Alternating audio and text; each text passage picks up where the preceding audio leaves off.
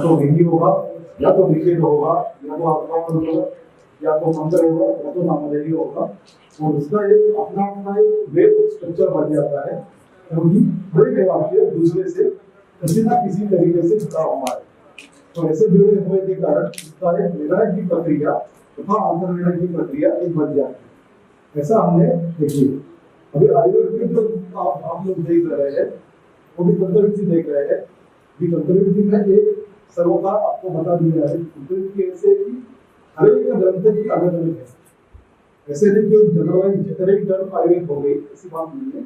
तो चरक की तंत्रविधि अलग है, सुश्रुत की तंत्रविधि अलग है, और ब्राह्मण की तंत्रविधि अलग है। इसमें थोड़ा थोड़ा फर्क भी है, और इनका समन्वय करने का कुछ कोशिश में भीषण या सरकारी ग्रंथकार है उन्होंने किया है। उन्होंने इसका समन्वय करने का एक थोड़ा सा प्रयत्न किया। तो आज हम देखेंगे कि इंटरप्रिटेशन सिस्टम मौसका कल आपने देख लिया कि बाकी एक अपूर्व संकल्पना की देखी थी हमने, और बाकी जो उनके ज्ञान ग्रहण प्रक्रिया या पराक्रम प्रक्रिया इस पर हमने गौर नहीं किया, क्योंकि हमारे इस अधिकरण का हमको विषय नहीं है। तो इस अधिकरण में हम आज चर्चा करेंगे कि मीमांसा और आयुर्वेद इनमें क्या समानता है और क्या विशेषता है। एक मेरे लिए खेद का विषय है, जब मैं संस्कृत के शोध साहित्य देखता हूँ तब वो कहते हैं कि तुलनात्मक अध्ययन, और तुलनात्मक अध्ययन में ज्यादातर ये रहता है कि उनका सिर्फ उसमें साधन में क्या है और वैधर्य में क्या है इतना ही बताया होगा। तो मेरे ख्याल से ये थोड़ा सा अव्याप्त है कि साधन में और वैधर्य में बताना ये अव्याप्त है, ऐसी मेरी खुद की मान्यता है। जरूरी नहीं कि आपसे सहमत ना भी हो सकते, लेकिन मेरी यह मान्यता है कि किसी दो चीजों में या चार चीजों में सिर्फ उनका एक साधन में और वैधर्य में बताना ये अव्याप्ति है। अगर हमें तुलना ही करनी है तो उस साधन में और वैधर्य में आगे चले जाना चाहिए। कैसे चले जाना इसकी बात चर्चा हम अभी यहाँ पे करेंगे। तो ये मीमांसा और आयुर्वेद इनका जो साधन में वैधर्य में है पहले सामने लिखेंगे और इसके बाद उसके आगे जाएंगे। इसलिए मैंने यहाँ पे तुलनात्मक अध्ययन नहीं लिखा है, एक्स्ट्रा पोजीशन लिखा है। इसका मतलब है साधन में वैधर्य में लिखना। ये एक लड़की है, ये एक बेटी है, ये दोनों अगर पास में बैठे उनमें कुछ समानता होगी, कुछ वैधर्य होगा। ये भी एक बेटी है, ये भी एक बेटी है, ये भी चश्मा लगाती है, ये भी चश्मा लगाती है, ये साधन में हो गया। बेटी है, ये भी इनका साधन में हो गया। ये भी दोनों यहाँ पढ़ रही है, ये भी एक साधन में हो गया। वैधर्य में अलग अलग होगा, ये अलग देश से आए, महाराष्ट्र से, ये अलग देश से आए उनकी बेटी, ये वैधर्य में हो। अभी सिर्फ साधन में और वैधर्य में बताना इससे काम पूरा नहीं होगा। तो ये अलग से देश से आई है, ये अलग से देश से आई है, या क्या करेंगे यहाँ पे तुलना शुरू करती है। ये छात्रा है और ये तत्कालीन आई है, ये उनके तुलना का मुद्दा हो गया इसी वेरी मंथ। तो उसके लिए हम जरा उसके लिए फ्रेमवर्क चाहिए कि किस आधार पर हम उसकी तुलना करें। ऐसे नहीं कि ये अलग है, ये अलग है, ये समान है, ये समान है। उस पर भी अगर आप रिसर्च करते हो तो रिसर्च के लिए एक फ्रेमवर्क चाहिए, और जिसको कहते हैं परामर्श, जो मुझे समझा। हम अक्सर सुनते हैं कि हमारे पुणे में या समझा एक कुछ ऐसे महानुभाव होते हैं, वो तुम्हें नहीं जागरूक करते हैं, मुझे कोई आपत्ति जरूर है, लेकिन वो कहते हैं कि जो अनुभूति होती है वो वही अधिक होती है। तो इसमें आपत्ति रिसर्चर को आ सकती है। अगर ये अनुभूति वही व्यक्ति है तो उसका भी एक विवरण हो सकता है कि ये अनुभूति वैयक्तिक स्तर पर कैसे होती है। जरूरी नहीं कि उसको क्वांटिफाई किया, मैंने ऐसा मान्यता नहीं कि उसको कुंडलिनी के अंगों को क्वांटिफाई करो या एक्सरे के निकाल के दिखाओ, जरूर नहीं है। लेकिन भारतीय तत्वज्ञान में जो परमाणु के जो पहलू दिए है उससे तो आप कुछ प्रमाणित कर सकते हैं कि कुंडलिनी होती है, मतलब ये होता है, ये होता है, ये होता है, ये होता है, ये होता है। जो कोई दूसरा आदमी उसको पढ़ सके ऐसी परिभाषा में उसको बताना, इसका हो जाए परामर्श। न्याय में परामर्श की विस्तृत व्याख्या है कि प्रतिज्ञा हेतु द्वारा वगैरह 5 पंचा वही लाए। तो हमें जो तुलना करनी है वो तुलना भी एक फ्रेमवर्क होनी चाहिए, इसलिए मैंने ये तत्वशास्त्र व्यवहार भूमिका रखी है। या थोड़ा समझ लेते हैं ये क्या भूमिका है, उसके बाद में आयुर्वेद और मीमांसा का थोड़ा इधर उधर आधार में देखिए। तो ये पहला है तत्व। तत्व क्या है, थोड़ा इंग्लिश में बोल दो एब्स्ट्रैक्ट प्रिंसिपल करता है। हाँ, एब्स्ट्रैक्ट प्रिंसिपल इसमें से, हाँ ठीक है, जैसे बोलते हैं कि शब्द ज्ञान में काफी वस्तु चल जाता है, शब्द ज्ञान तो हो गया, फिर उसमें क्या करें, किसी पिक्चर को भेज कर विकास करना है, ठीक है, क्या करना, मैं क्या करूँ। तो गाना सुना आपने सिकंदर ने पोरस से की थी लड़ाई, जो की थी लड़ाई, तो मैं क्या करूँ, बहुत अच्छा गाना है। सिकंदर ने पोरस से की थी लड़ाई, जो की थी लड़ाई, तो मैं क्या करूँ। कौरवों ने पांडवों से की लड़ाई, पता भाई, जो की आता भाई, तो मैं क्या करूँ। तो ये परिभाषित है, लेकिन ये तत्व जो होता है, ये जो है हमारे प्रयोग में हम अक्सर इस्तेमाल करते हैं ये परिभाषा या प्रयोग, इसलिए ये मैं आपको भी बता रहा हूँ। तत्व ये है कि एक एब्स्ट्रैक्ट प्रिंसिपल जो बदलता नहीं है। माता पिता की सेवा करो, माता पिता की सेवा एब्स्ट्रैक्ट प्रिंसिपल है, चाहे जितनी भी बदल हो, गुरु जी को प्रणाम करो, जितने भी बदल हो, उसमें बदल होने वाला नहीं है, लेकिन प्रणाम करो, उसमें कुछ ना कुछ वस्तु दिखाई दी, सेवा करो। अभी क्या सेवा करें, माता पिता की सेवा करो। अब आप बताइए बेटा, माता की सेवा करो, तो आप क्या करो, भी बताओ,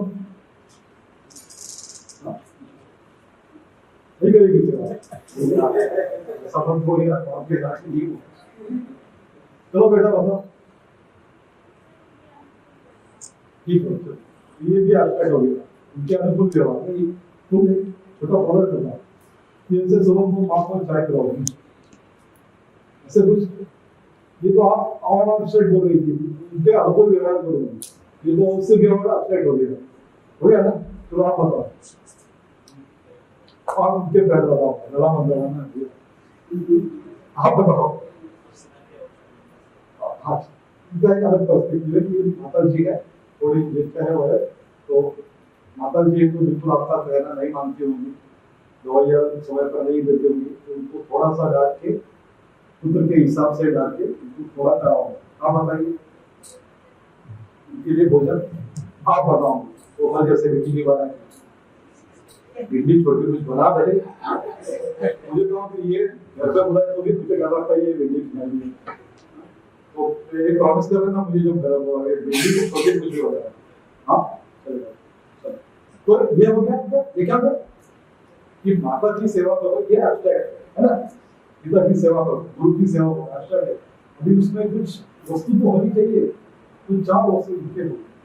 अभी ये सेवा करो, ये हो गया एब्स्ट्रैक्ट, और ये माता पिता को दवाइयाँ समय पर देने के लिए आग्रह करो, ताकि थोड़ा प्यार से डांटो, भोजन उनके लिए अच्छा बनाओ, भिंडी छोड़कर कुछ बनाओ, या उनको जो कहना है, जो कहना है वो कुछ बनाओ। हाँ, तो ये सब हो गया वस्तु, लेकिन ये हो गया व्यवहार। अभी एक जो तत्व है जो एब्स्ट्रैक्ट है, और ये जो हमारा व्यवहार है वो हर एक का अलग। तो अगर ये माता पिता की सेवा ये एब्स्ट्रैक्ट है, ये अमूर्त है, इसको कोई मूर्ति नहीं, और व्यवहार जो है हमारा वो मूर्तिमान है, और उसकी मूर्ति कितनी हो सकती है, 1 2 3 4 10 लाख। हर एक की अपनी, हर एक को पूछो कि माँ की सेवा कैसे करोगे, हर एक का बिल्कुल रिपीट नहीं होगा, इसलिए पहलू इसके है। अभी मुझे अगर बताना है कि माँ की सेवा करो, किसी पाश्चात्य लोगों को बताना है माँ की सेवा करो, तो मुझे पूछेगा मैं क्या करूं, तो मैं ये और ये मुझे जोड़ना होगा, जो दुनिया के किसी भी शासन, किसी भी अवधि को समझ में आए। तो ऐसा जो फ्रेमवर्क है इसको बोलते हैं शास्त्र।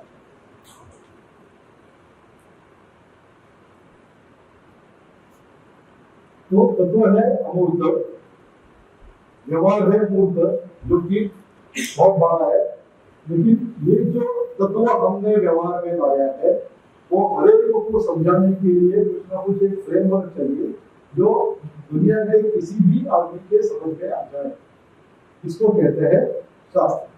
तो शास्त्र ये पदार्थानुमान क्षम होता है, कौन सा भी शास्त्र, उसके नियम होते हैं।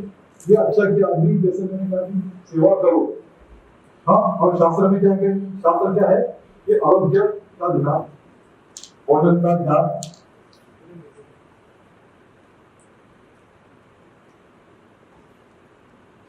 कपड़ा,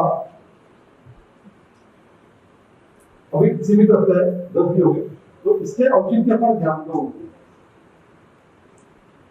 माता पिता की सेवा करना यानी इन मुद्दों पर ध्यान दो, तो ये किसी के समझ में आएगा। अगर अमेरिका में किसी ने को बोला मैंने कि करना क्या है, माता पिता की सेवा यानी माता का आरोग्य, माता का भोजन और माता का कपड़ा, इन मुद्दों पर ध्यान दो, तो ये व्यवहार उसका बदलेगा कि बिल्कुल बदलेगा। अमेरिका के आदमी का बदलेगा, अफ्रीका के आदमी का बदलेगा, कर्नाटक के आदमी का बदलेगा, उत्तर प्रदेश के, हिमाचल के, सब लोगों का आदमी का बदलेगा, लेकिन ये समझ में आएगा उसको। हाँ, बड़ा जटिल हो रहा है। गाना तो भी आपने से शास्त्रीय संगीत कोई गाता है? अच्छा, तो थोड़ा गाने का दृष्टांत बताता हूँ तो आपको समझ में आएगा।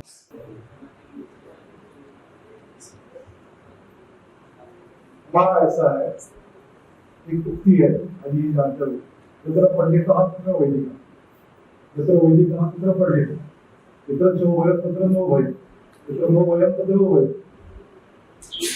तो जब मेरे यहाँ आने वाला था, तब देवदत्त जी ने मुझे पूछा कि आप संस्कृत बोल सकते हैं?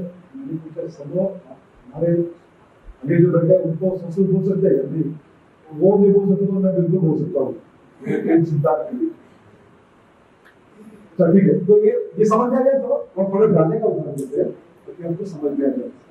तो ये गाने में अपने जो शास्त्रीय संगीत रहते हैं उसमें इसका एक तत्व है कि सा रे ग म प ध नी, ये सुर होते हैं, उसमें कुछ सा फिक्स होता है, सा और प फिक्स होते हैं। जैसे अपने व्यवहार में सा पर रहेगा, सा ऐसे ऐसे करता है। गाने का जो सा और प है वो हिलते डुलते नहीं, वो स्थिर सुर रहता है, और व्यवहार में सा ऐसे ऐसे करता है। और वो रे है, दो है, ये थोड़े नीचे होता है, वह है थोड़ा ऊपर चला जाता है, दो और भी थोड़े नीचे आ जाता है, दो कोमल को बोलते हैं, और मध्यम थोड़ा ऊपर चला जाता है। तो इसको क्या कहते हैं, विद्युत स्वर, नहीं शुद्ध स्वर और विद्युत स्वर। और सा और को ये स्थिर है, इनको अभी चल स्वर देते हैं। और ये ध्यान रखना कि सा और को हिलते डुलते नहीं, और व्यवहार में सा डुलता है, ये फर्क। अभी तो ये मेरे को तो गाने का उदाहरण देते हैं क्योंकि समझ में आता है।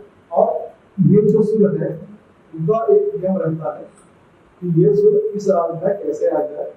आप में से सच्ची कोई जानता नहीं ना, गाने सुनते तो गाते तो है आप, लेकिन लोग ये नहीं समझते कि व्याकरण उसका नहीं समझते, कोई बात नहीं, बाथरूम सिंगर कोई बात नहीं। गाना तो एक निर्भरता का प्रतीक है, इसलिए गाना को आना चाहिए, और दूसरे की फिक्र किए बिना ही गाना आना चाहिए। तो ये थोड़ा समझ लेते, वो सा रे ग म प ध नि है, और उनके सिस्टम रहते हैं इस राग अगर जो है वो इस राग में उनका कैसे चलेंगे, कैसे ऊपर जाएंगे, कैसे नीचे आएंगे, ये सिस्टम है, और उसके अनुसार वो चलता है। तो तत्व क्या हो गया इसमें गाने में, ये सात सुर है, ये उद्धत सा रे ग म प ध नि, और इनके साथ उनको सा है, यहाँ का सा है, यहाँ का सा है। तो ये हमारा तत्व है। हाँ, अभी अगर मैं बोलूं कि राग यमन, तो राग यमन का शास्त्र है कि उसमें सा रे ग म ये तीव्र बनता है, तो बोलते हैं तीव्र,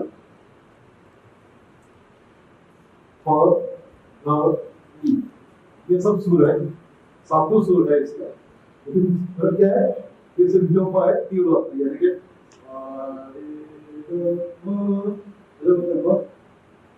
ओके, हाँ, ऐसे जो बोलते हैं ना थोड़ा So therefore, what in half? So what?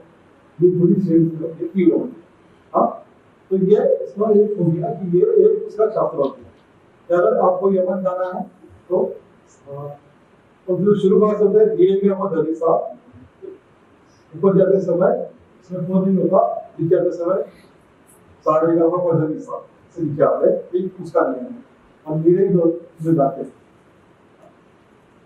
एक उसमें रहता है ये हो गया एक उसका दूसरा हो गया नियम और तीसरा इसमें धीरे धीरे एक फ्रेज रहती है ये बिल्कुल यमन के जितने भी गाने हैं इसमें धीरे आई गई है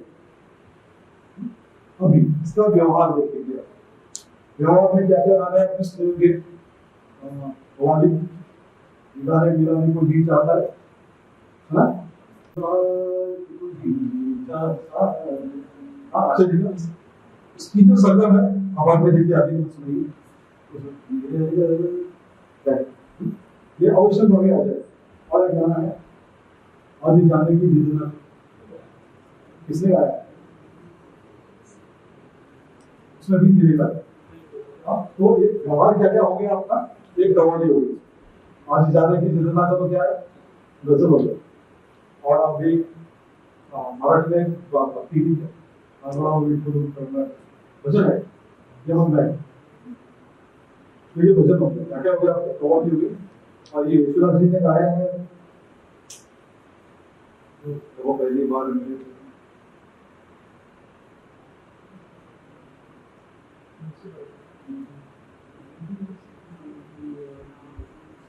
जब वो दीप चले आ जब वो दीप चले आने में भी वो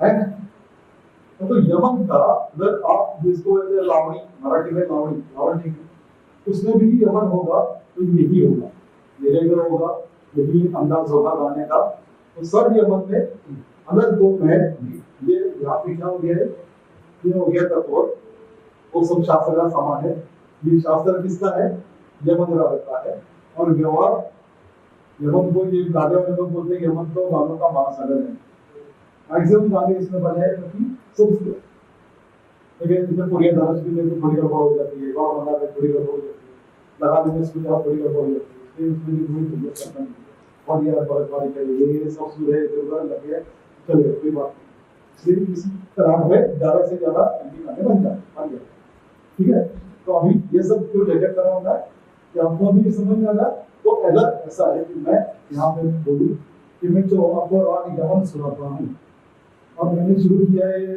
कवाली से तो आप क्या कह सकते हैं मुझे ये राग यमन नहीं अब क्या देखेंगे कि यार राग यमन के नियम ये पालन कर रहा है कि नहीं कर रहा है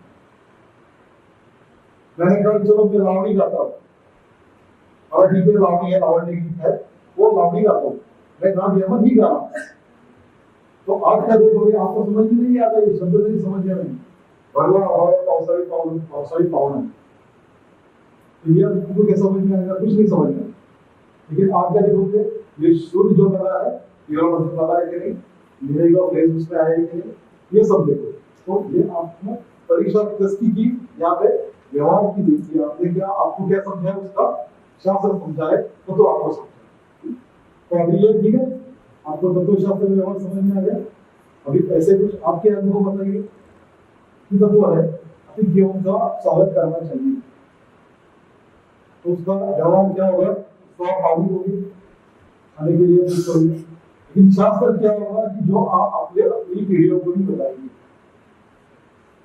थोड़ा सा आपके लिए टास्क तत्व समझ में आ गया कि अतिथि की सेवा करो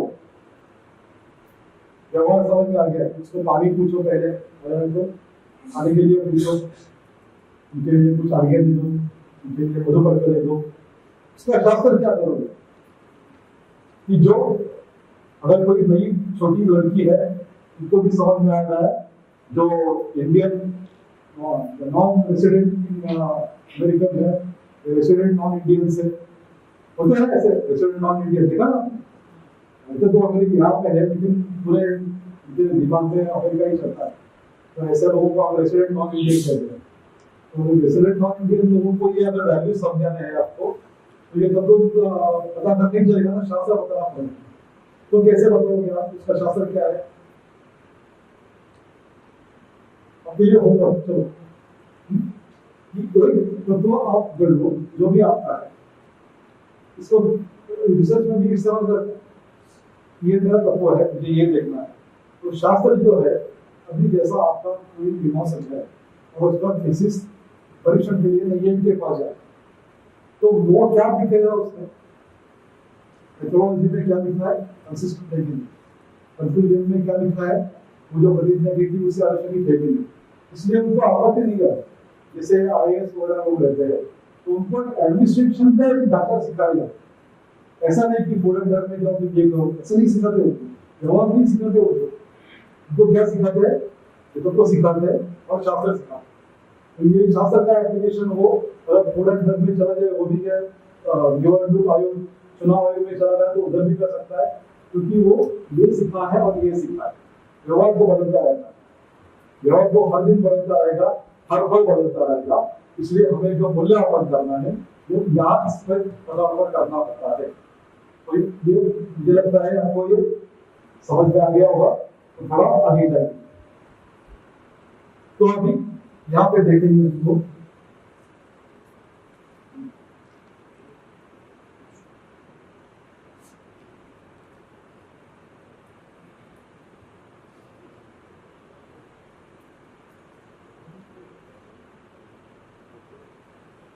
तो यहाँ पे देखेंगे कि इसमें तत्व में समान क्या है और तत्व में असमान क्या है, शास्त्र में समान क्या है, असमान क्या है, और व्यवहार में समान क्या है और असमान क्या है। तो ये आपके लिए पहले तो एक थोड़ा सा टास्क है कि आप एक तत्वशास्त्र व्यवहार आपके हिसाब से एक थोड़ा बनाएंगे। आपसे 2 मिनट में कहता हूँ, आप तत्वशास्त्र व्यवहार की अपनी अपनी परिभाषा में, चाहे वो खाने की हो, रिसर्च की हो, घूमने जाने की हो, जो भी आप चाहे 5 मिनट में सिर्फ फ्रेमवर्क बना लीजिए। इसमें तफसील डालने की जरूरत नहीं है। तो क्या होगा, इसके शास्त्र क्या होगा और व्यवहार क्या होगा, एक फ्रेमवर्क बना लीजिए 1 मिनट में, अब आगे जाएंगे। सब मुझे पता चलेगा कि आपका ये दृढ़ हो गया है, दृढ़ हो गया है।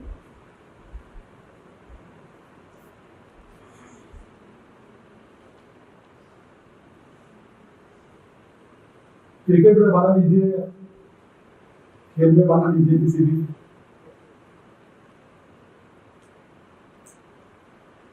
खेल में तो आसान है ये फ्रेमवर्क बनाना।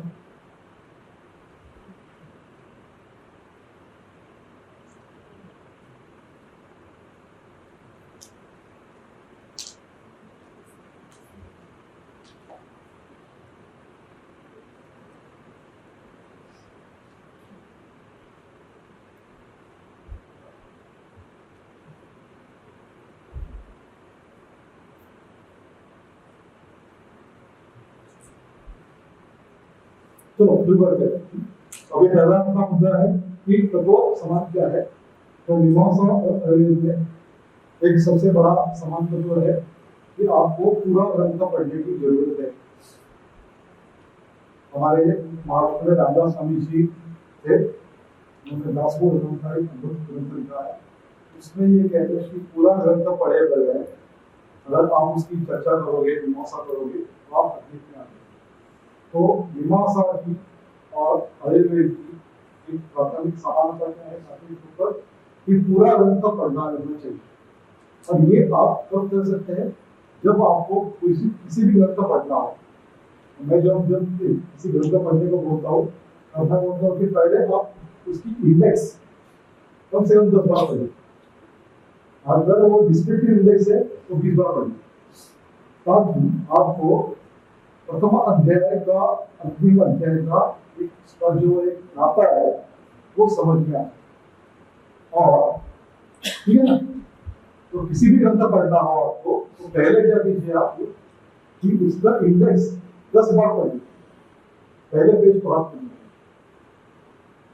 और अगर आपका डिस्क्रिप्टिव इंडेक्स हो उस बुक का, जैसे हमारी चर्च करता है या हमारे मीमांसा सूत्र के मीमांसा का तो उसमें उसका डिस्ट्रीब्यूटिव इंडेक्स दिया, तो ये पढ़ लीजिए और उसके बाद पहला पन्ना पढ़ लीजिए।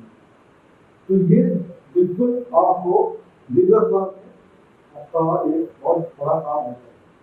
और दूसरी बात, आप रिसर्च स्कॉलर्स है, तो आप जब रिसर्च पीएचडी हो या तो जब आप प्रेजेंट करोगे तब भी आपकी जो काम की जो इंडेक्स है वो इतनी मुखर होनी चाहिए कि अंदर पड़ जाए कि किसी को इच्छा भी नहीं होनी। ये मैंने आपको एक सुझाव नहीं दिया, मैंने करके दिखाया। मैं और मेरे जितने भी स्टूडेंट हैं तो ऐसे औपचारिक मार्गदर्शक नहीं रह सकता क्योंकि वो यूनिवर्सिटी में सिखाता नहीं, लेकिन अनौपचारिक में ऐसे 100-200 लोगों के मार्गदर्शन करता रहता हूँ। अब तक किए हुए 100-200 लोगों का अनौपचारिक लोग से ऐसा भी हुआ है कि बहुत सारे गाइड भी मेरे पास आ जाते हैं, बोले ये सीखा हूँ क्या आपने बच्चों को सीखना है। तो ये थोड़ा बड़ा चैलेंज है, मतलब वो छोड़ दो। लेकिन आपको जो निबंध लेखन करना है, प्रबंध लेखन करना है, उसका इंडेक्स भी आप इतनी अच्छी तरह से बनाएंगे कि वो इंडेक्स देख के परीक्षक को ऐसा लगना चाहिए क्या आपने लिख लिया, समझ आ गया। आप कर सकते हो ऐसे, मैंने किया है, मैंने लिखा है। कैसे कर सकते हैं आप समझो। वो मैं सूर्य चंद्र याद हूँ अभी हो रहा तो ये पीछे आप जैसा सूर्य चंद्र है सुंदर प्रोफेसर है, आप सूर्य चंद्र की प्रोफेसर है। हाँ अरे सूर्य चंद्र आइए।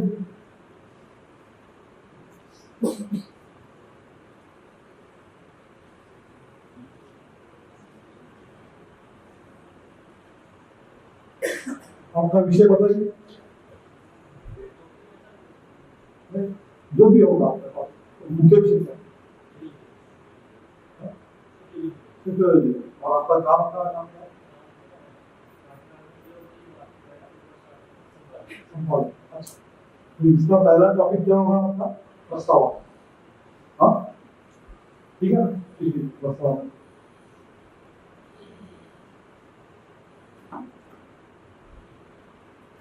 अभी इसमें प्रस्तावना में पहले हफ्ता लिखिए और एक को भाई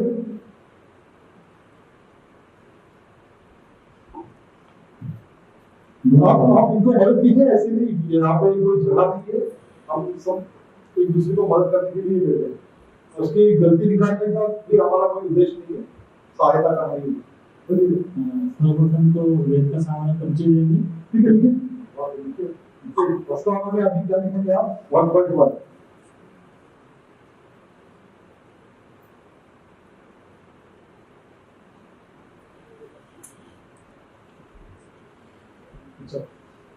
अभी उसमें सामान्य परिचय वेद।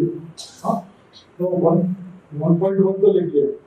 अभी वेद का ये नहीं है पूरा वेद का इतिहास सीखना पड़ेगा तो सत्यारा हो गया इसमें। तो इसका वेद क्या है?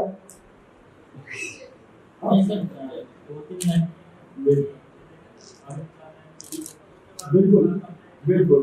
तो ये आपका क्या हो गया 1.1.1। हाँ वेद। हाँ और उसमें वेद की 4 लाइनें 1.1.2 प्रतिपाद्य विषय 1.1.3 और कोई होगा तो। और ये आपका अभी ये गया पॉइंट का 1.1। अब आपका 1.2 क्या हो गया? ठीक है ना? हाँ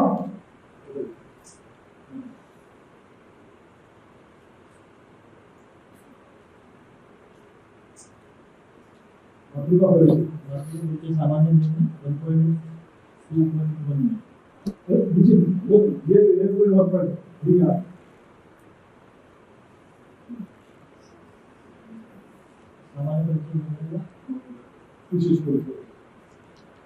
ठीक है, आप बताइए प्रोफेसर जो लोग जो है बताइए इसमें कुछ गड़बड़ है क्या?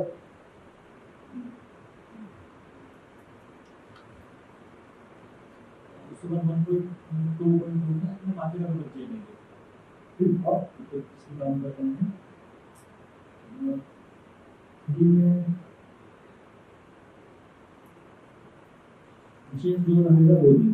ठीक हाँ हो गया उसके बाद में और नंबर 3 में क्या आ गया विशेष परिचय मान्यता का अभी अभी और पढ़ दिया क्या 1.2 हो गया 1.3 का सिनॉप्सिस का है या थीसिस का है? जो भी आप चाहो बताओ थीसिस का देंगे तो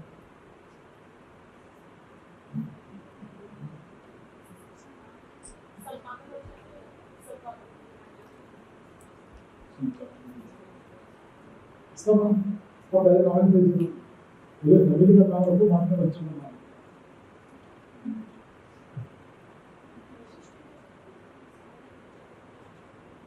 संभव अच्छी अभी थोड़ी मेरे लिए दिक्कत क्या होगी बताओ बैठिए तो कर दी जैसे आप अभी मेरे लिए अगर मैं परीक्षक हूँ तो मैं ये सोच रहा हूँ बेटा आपका कोई मैं टीका नहीं कर रहा आपको टीका नहीं रहा देखिए आपने गाना सुना है शास्त्रीय संगीत के महफिल आपने सुनी होंगी या आपने नाटक चक्र सब लिखा पढ़ा होगा कालिदास हो भास हो भगवती हो इसमें क्या होता है आरंभ शुरुआत कैसे होती है आंधी से आंधी में क्या होता है मंगल सूचक होता है इसके बाद जो श्लोक आता है इसमें क्या होता है कथा वस्तु होता है जिससे कभी कोई बता रहा था गुरु जी बता रहे थे कि उग्रा राक्षस में वो शठ करने वाला शंकर आपका रक्षक तो इसमें कथा वस्तु क्या है उग्रा राक्षस में शठ की एक दूसरे को चर्चा होने वाली है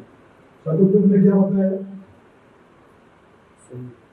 शतुर्थ भी किसी बात घटक है किसी को या फिर सर्वप्रज्ञा वर्तिका होती ये हमारा चरण ये वे कालों में रखा संदेश है इसके बाद कथा वस्तु आती है कथा वस्तु का निर्देश आता है वैसे और गाने में क्या करते हैं जो कोई गाना गाता है शास्त्रीय संगीत में तो पहले वो क्या करता है वो आलापी करते हैं उच्चराग की एक आरोह कैसे होगा अवरोह कैसे होगा और उसका चलन कैसे होगा ये बताता है और बाद में बड़ा ख्याल हो या बंदिश हो या गाना हो जो भी हो ताकि हमको पता चले कि ये आगे कैसे जाने वाला तो हमारे नाटकों में हमारे गानों में सस्पेंस नाम की कोई चीज नहीं है पहले बता देते ये है इसमें और ये कैसे है इसका अंदाज नहीं है ये सच आप अंदर मैं बता देता हूँ मैं आपको अपन पर भी आप अगर ऐतिहासिक थोड़ी सी बात होगी तो कालिदास जी है जो भले ही सज्जन विद्वान है तो कालिदास जी को आपत्ति आती है क्या ये शकुंतला ऐसे हम विलन कैसे कैसे प्रेरित करें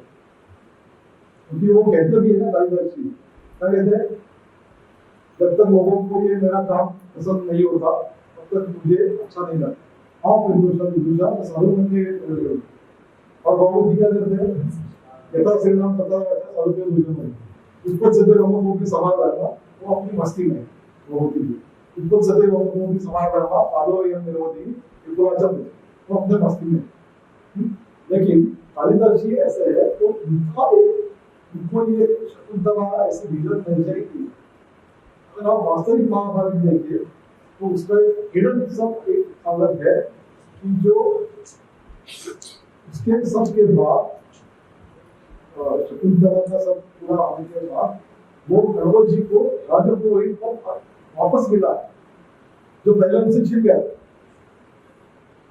ठीक है ज्यादा जो कण्व कुल था एक राजपुरोहित पद था वो उनको वापस कर दिया तो ये भी एक इसका एक हिडन एक चिंतन का विषय हो सकता है कालिदास जी कैसे बिल्कुल अलग ही तरीके से शकुंतला ने बोली तो अपना पर्सपेक्टिव ठीक है तो हम जो चर्चा करते तो अभी इसमें मुझे क्या लगता है कि इसमें हमें पहले प्रस्तावना में एक पहले अगर मैं अगर शुरुआत करता हूँ तो प्रस्तावना में यहाँ से शुरुआत नहीं करता मैं शुरुआत कहाँ से करूँगा प्रस्तावना में एक ये है एक प्रस्तावना एक पॉइंट है विषय परिचय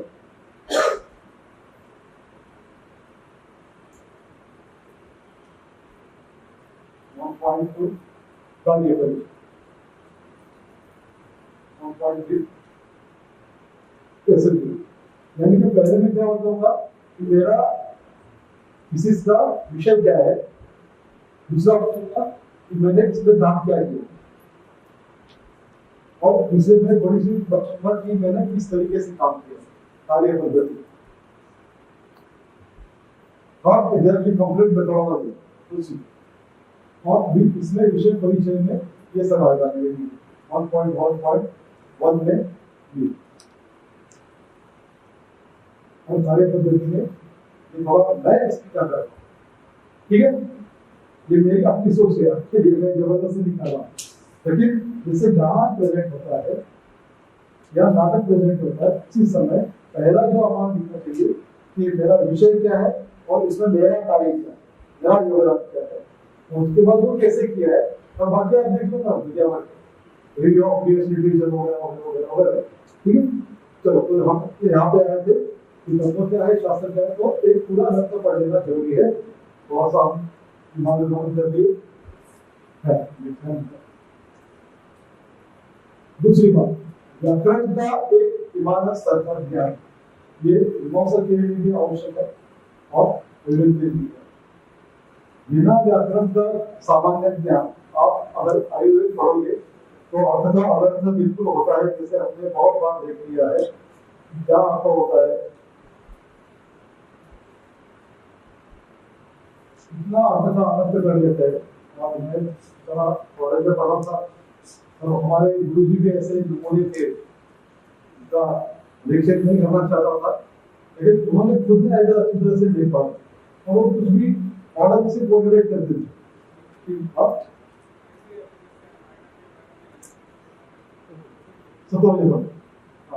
तो ऐसा कोरिलेट करने की क्या जरूरत है। कल ये आपने देखा कि इस बेटी के चाय की परिभाषा अलग है, इस बेटी की चाय की परिभाषा अलग है। अगर किसी घर से चाय उन्होंने बनाई हुई चाय क्यों, बेटी को वो बेटी अब इस बेटी के पास उसने बनाई हुई चाय क्यों, दोनों को आपस में नकारने की क्या जरूरत है, कोरिलेट करने की क्या जरूरत है। हमारी जो संस्कृति है वो व्यापकता में विश्वास रखती है, तो इसको इसकी तरीके से जीना तो नहीं आता, इसको क्यों उस पर कुछ भी करके यहाँ पर बैठा रहते हो, ठीक है ना। तो ये हमारे ऐसे गुरु जी थे तो कुछ भी कर रहे थे सब होते। तो एक बार उन्होंने वर्ग में कह दिया कि एक सूत्र है,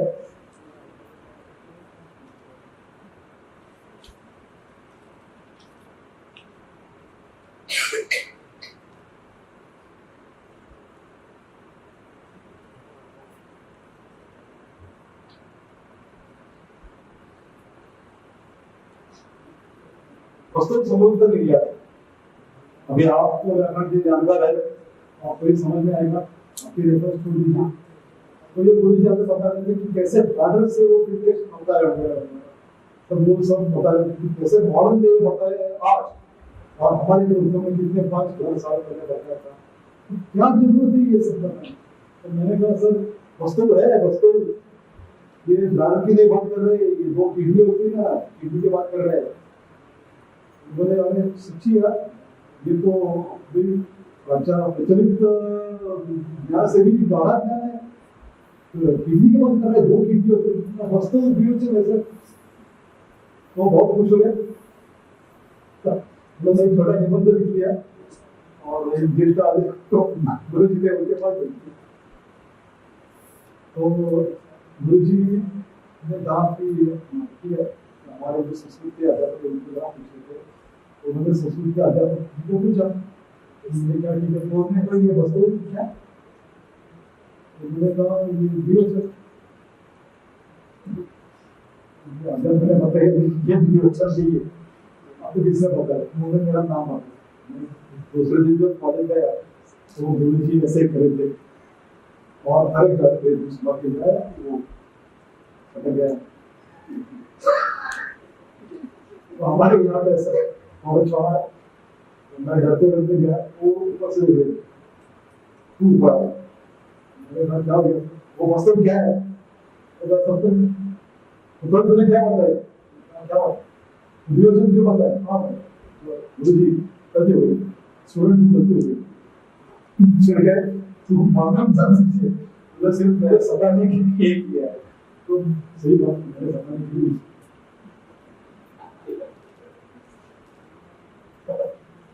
तो आप ऐसे मत सताइएगा लोगों को, कम से कम मुझे मत सता, मुझे मालूम होता है। तो कहने के मतलब हो गया मीमांसा हो, ऐसे हमारे यहाँ संधि समाज को हमें सत्यानाश कर रहे हैं, जो कुछ भी जुगाड़ करके अवसर निकाल रहे हैं, वो उससे अभी रिसर्च में तो कभी कभी हजारों लक्षों भी का सत्यानाश। एक सीनियर हमारे विद्या है बता रहे थे, मुझे तो पता मुझे कुछ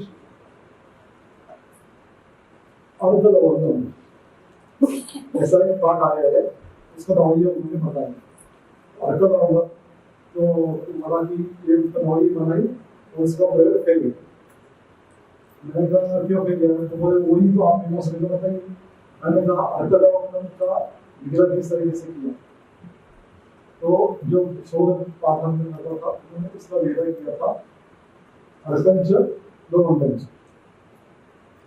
अभी अगर उन्होंने एक देख लिया होता कि अर्कल हुई ना, अभी इसका पूरा अगर उसने देखा होगा तो उसको मन लगा होगा कि अर्कल के फूल में जो एक छोटा सा स्ट्रक्चर रहता है वो दिखने में बिल्कुल गाँव जैसा। तो यहाँ पे व्यक्तिगत पुरुष समास है ताकि दो समझ लेगा, यहाँ पे अर्कल एवं ये व्यक्तिगत पुरुष समास है ताकि दोनों समास प्रयोग कर लिया, को चुना। ये कथा उन्होंने मुझे बताई, मेरी गलती नहीं है कथा। तो इतना फर्क पड़ जाता है किसी की आप छोटी सी भी गलती व्याकरण की करो, तो इसलिए साधारण में क्या है कि मीमांसा में या इसमें व्याकरण और किमान से की भाषा काशिकावृत्ति पाठ करने जरूरी तो व्याकरण नहीं करना, लेकिन इतनी स्थूल कर दिया तो करो कम से कम। उसको का मतलब क्या होता है, वियोजन नहीं होता है, वो सब नहीं होती, इतना तो आपको ज्ञान होना चाहिए। तो चलो ठीक है। अब अभी विशेष क्या है, ये तो सामान्य हो गया आयुर्वेद का कि व्याकरण का कम से कम ज्ञान, एक किमान ज्ञान और पूरा अलग पड़ जाएगा। और उसमें हमने थोड़ा सा बार बार डाल दिया कि आपका जैसा मेरा नौकरी का थीसिस भेज दिया था, एक चुड़े नदी थे महाराज के बड़े विद्वान थे, हमारे आयुर्वेद के बड़े विद्वान थे, दर्शन भी थे, तो उन्होंने तो मेरा पूरा थीसिस पढ़ाई, तो उन्होंने वो इंडेक्स पढ़ लिया, बोला अरे यार क्या है इसमें लिख रहा है, अच्छा है तो वो बड़ा प्रयास था, उन्होंने देखा था पूरा क्या इतना अच्छा, अगर इंडेक्स इतना अच्छा तो अगर क्या लिखना। तो इसलिए मैं बताता हूँ कि इंडेक्स भी आप इतना अच्छा तैयार कीजिए किसी को पढ़ने की इच्छा नहीं होनी चाहिए। तो विशेष क्या है कि मीमांसा में जो अपव्यय होता है वो प्रायः व्यक्ति निरपेक्ष होता है, व्यक्ति सापेक्ष नहीं होता। यहाँ पे इस आहुति देनी है या ये आहुति देनी है, ये व्यक्ति पर निर्भर नहीं करता। वो मृत्यु का जो वचन है, अगर श्रुति ने बताया है कि इसकी आहुति दे और स्मृति बता रही है कि इसकी आहुति दो, तो प्रमाण बराबर कौन सा आएगा, श्रुति का बराबर रहेगा, जो श्रुति ने कहा है वो आएगा। अगर मैं बोलता हूँ ये श्रुति बोल रही है तो उसमें कोई अंतर नहीं पड़ता, व्यक्ति निरपेक्ष है। लेकिन आयुर्वेद में अपव्यय व्यक्ति सापेक्ष ही होता है। अगर हम दो वैद्य बैठ गए और तय किया जो इस फल को रुचि देती है, फिर मात्रा में हम लोग एक दुविधा में ये कहेगा 1 ग्राम समझो तो मैं कहूँगा नहीं, 1 ग्राम से कुछ नहीं 5 ग्राम समझो, तो ये व्यक्ति सापेक्ष में है।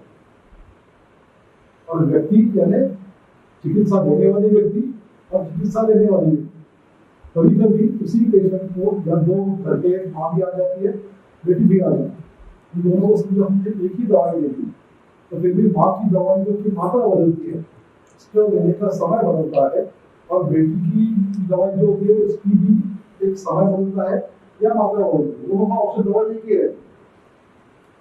तो इसलिए आयुर्वेद का अपना निर्णय जो होता है वो प्रायः व्यक्ति सापेक्ष, व्यक्ति निरपेक्ष नहीं होता।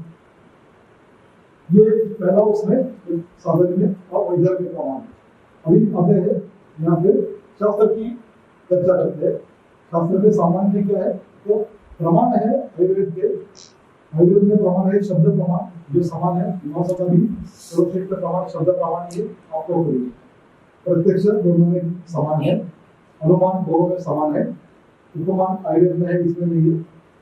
युक्ति प्रमाण हमने माना, युक्ति प्रमाण युक्ति से योजना या तो युद्ध, मुझे लगता है माधव जी ने कुछ प्रवचन किया था युक्ति में, तो क्या था बोल रहे थे युक्ति युक्ति में कुछ प्रवचन किया था, भूल गया। अच्छा, तो युक्ति प्रमाण प्रमाण है हमारा, और मीमांसा का प्रमाण है अर्थापत्ति, ये उनका समझ में वेदन में है।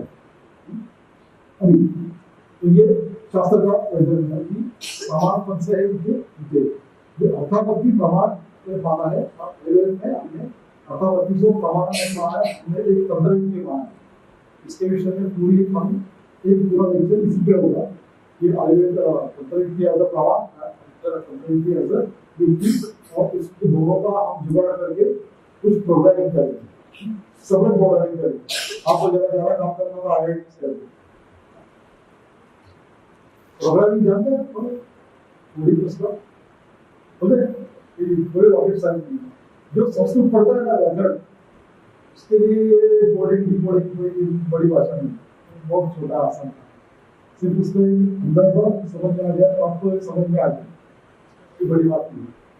तो चलो, तो साधन में क्या है यहाँ पे, एक शास्त्र का अगर साधन से देखें तो हमारे यहाँ काव्य में आप देखें तो काव्य में सबसे बड़ा क्या होता है ध्वनि, काव्य से आपका ध्वनि, लेकिन आयुर्वेद में और मीमांसा में ध्वनि को प्रमाण नहीं है, या तो अक्षार्थ हो या वाच्यार्थ, या अक्षार्थ नहीं है तो अक्षार्थ हो जाता है। ध्वनि की हमारे यहाँ आयुर्वेद में भी नहीं है, एक अलग अर्थ प्राप्ति करके अलग तंत्र है अर्थ प्राप्ति, लेकिन वो ध्वन्यर्थ नहीं है।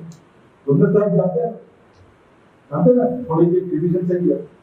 अक्षार्थ का मतलब मैंने कहा आपको नमस्कार को, अक्षार्थ क्या हो गया नमस्कार, अगर थोड़ा सा करकर नमस्कार को तो समझ आएगा कि चलो मेरे आने से उनको खुशी हुई, और मैं ऐसा कहता हूँ नमस्कार, देखिए आपको जानेगा मैं हो गया, तो ये ध्वन्यर्थ है। अक्षार्थ शब्द ये अलग अलग काव्य में यही होना चाहिए, ध्वन्यर्थ नहीं होना चाहिए, लेकिन आयुर्वेद में और मीमांसा में ध्वन्यर्थ की अनुमति नहीं है, नहीं होनी चाहिए।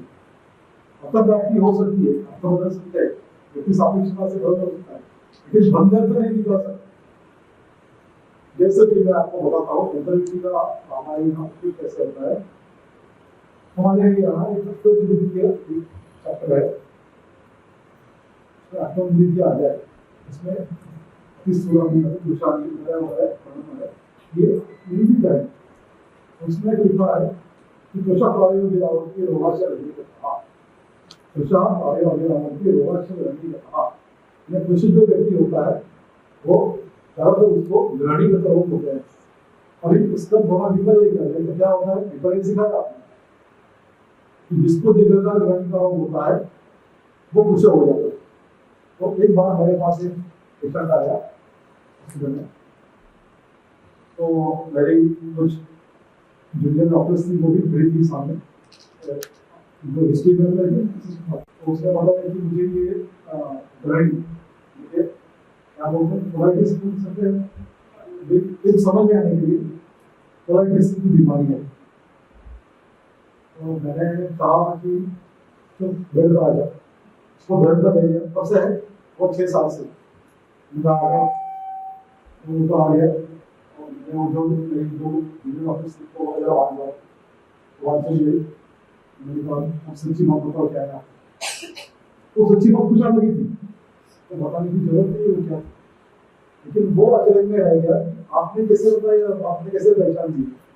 मैं तो डर रहा था कि क्योंकि ये जूनियर डॉक्टर से वो महिला है, उनके सामने मैं बताना नहीं चाह रहा था, लेकिन आपने कैसे पहचान दी? तो मैंने कहा ये 6 साल अगर किसी को कोलाइटिस है तो इतना तगड़ा नहीं सकता, क्योंकि आप 10 बार दिन में प्रवृत्ति करता है तो इतना वो ज्यादा नहीं रह सकता। ये हमारी तंत्रविधि बताती है। महिलाओं के भी कुछ विकार होते हैं, इसमें ऐसा हमें समझ में आता है कि ये जो बता रही है ये अलग है और इसको हो रहा है वो अलग है। तो ऐसी स्थिति में क्या करना पड़ता है, हमारा मेरा जो एग्जामिनेशन है वो अलग है, तो बाय डिफॉल्ट अगर कोई महिला है, 2 साल की बच्ची भी हो, अकेले को मैं कभी एग्जामिनेशन नहीं करता, कोई ना कोई उसके साथ रहना चाहिए। तो मेरी असिस्टेंट तो रहती है, अगर वो नहीं रहती तो घर में जो भी साथ आए उसको अंदर किया जाए।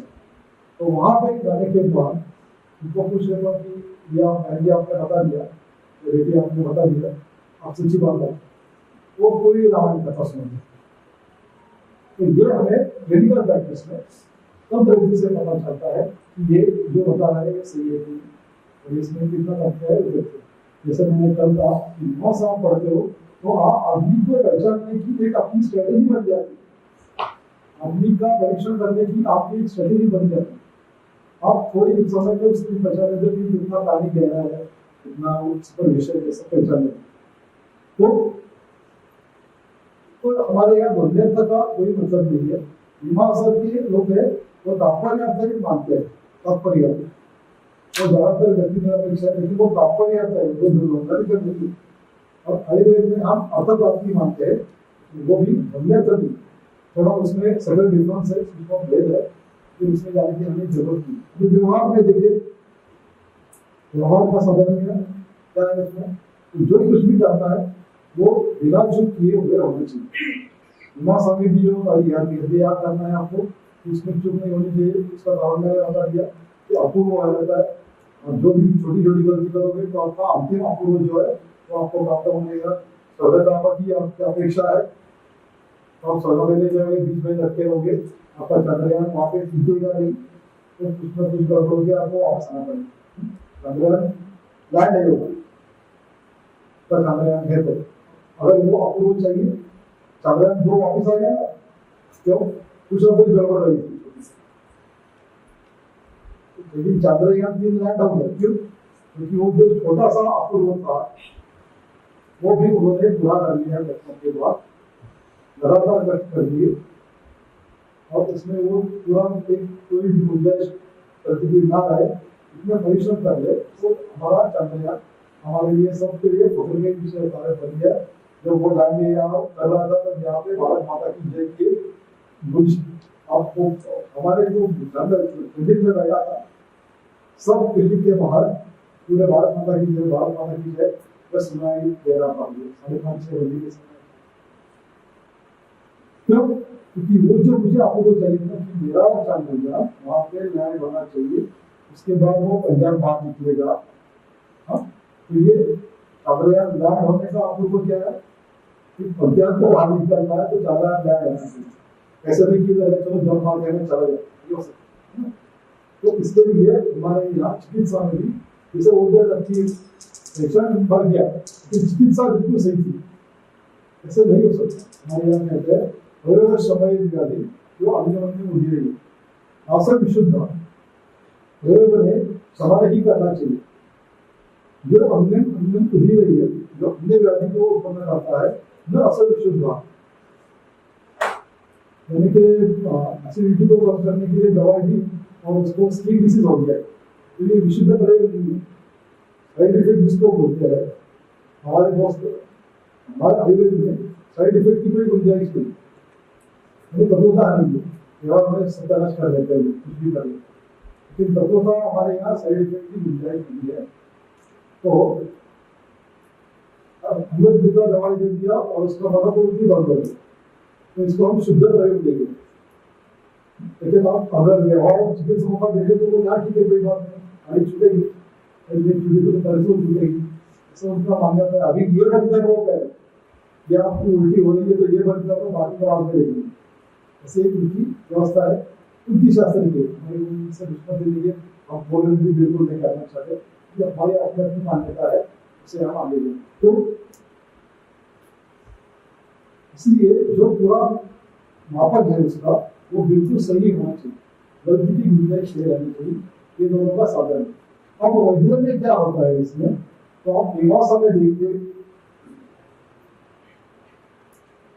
तो निर्णय प्रक्रिया जो है वो ये बनता है, ये बनता है, ये बनता है, और ये भी बनता है, छोटी वाले भी बनता है।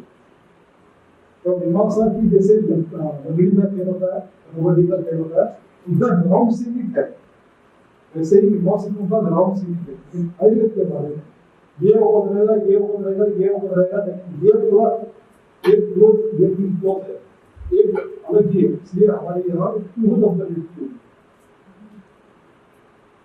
क्योंकि हर एक आदमी, हर एक बीमार कुछ न कुछ अलग ही नजारा दिखाता है, हर एक पेशेंट, हर एक बीमार कुछ न कुछ अलग ही नजारा दिखाता है, उसके मैनिफेस्टेशन अलग ही रहते हैं।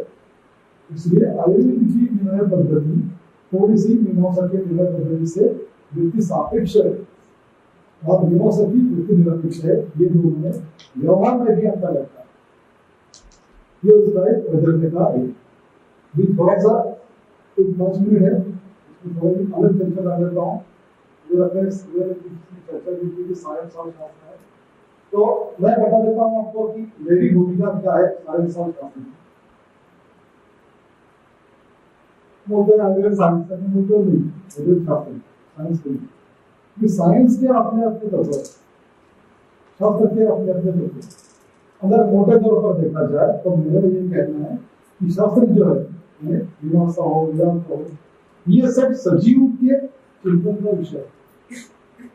अगर हम साइंस के बारे में देखें तो साइंस में जो जिसका बदलाव आ चुका है वो रेनेसांस के बाद आ चुका है। जो रेनेसांस हो चुका था, काफी उत्पत्ति हो चुका है काफी, और उस क्रांति का एक भाग क्या था, उन्होंने आपको उचित को बता दिया कि बायोलॉजी है, मैंने खुद देखा, बायोलॉजी है हाथी की पूरा मैं खुद देखा, तो उसमें उस प्रक्रिया में उन्होंने एक अपना मत कर दिया कि शरीर वाले चैतन्य की जरूरत ही नहीं। क्या जरूरत है? तो शरीर वाले चैतन्य की जरूरत नहीं है, इसके तत्वों को आधार को लेकर हम तक ये साइंस की प्रगति जिसको कहते हैं देख लेते हैं। साधारण वहां पे गया या जब बड़े बड़े बीज बन रहे हैं, इसको लगाने की जरूरत नहीं, वो आप प्रत्यक्ष बनाए, है ना। लेकिन शास्त्र में क्या होता है कि शास्त्र में हम लोग एक सापेक्षता मानते हैं, क्योंकि हम एक चैतन्य अंतर्भूत मानते हैं। एक मैं उदाहरण देता हूँ, तो भारतीयों की अपनी एक अलग ही सोचने का तरीका, हमारे संगीत देख लीजिए या हमारे खेल देख लीजिए, हम आत्मा, कर्म विपाक और मोक्ष कुछ होती ही अपने अपने हमारे भारतीय खेल जिसको कहते हैं, कौन से खेल है, कबड्डी है, खो-खो है, इसमें नॉकआउट सिस्टम नहीं है। आपने देखिए कबड्डी कहते हैं, देखा होगा आपने प्रो कबड्डी, तो ये उसका ताली का अंतर आ गया, लेकिन जो संस्कृत में भी खेलते हैं उसको ताली का अंतर नहीं है, सूर्य पारंपरिया कहते हैं, झपट लगाना, वो धरने की पीछे गिरी है उसको उठाना, भाग जाना, उसमें ताली अंतर नहीं है, ताली की मर्यादा नहीं है, ताली मर्यादा नहीं है।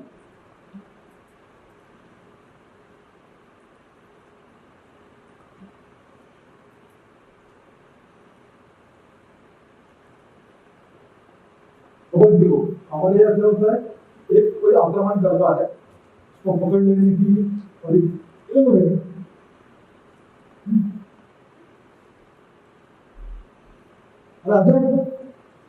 मारता नहीं, ठीक सीख लिया, अभी तो बिना ठीक है।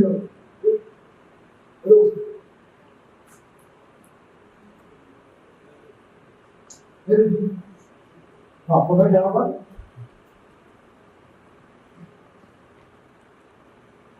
आक्रमण करता है, कोई पकड़ लेता है, अगर वो पकड़ लेते हैं तो वो बाहर जाता है, अगर इस पार्टी का कोई कहते हैं मर जाता है तो उस पार्टी का अंदर आ जाए। जब पूरी की पूरी पार्टी बात हो जाती है तो क्या करते हैं, तो कहते हैं लोन दे रहे, तो लोन किसका अपना है, लोन से लोन मांगते, तो लोन लेते हैं अगले जन्म के लिए, तो वापिस सारे जीवित हो जाते हैं, ठीक है ना।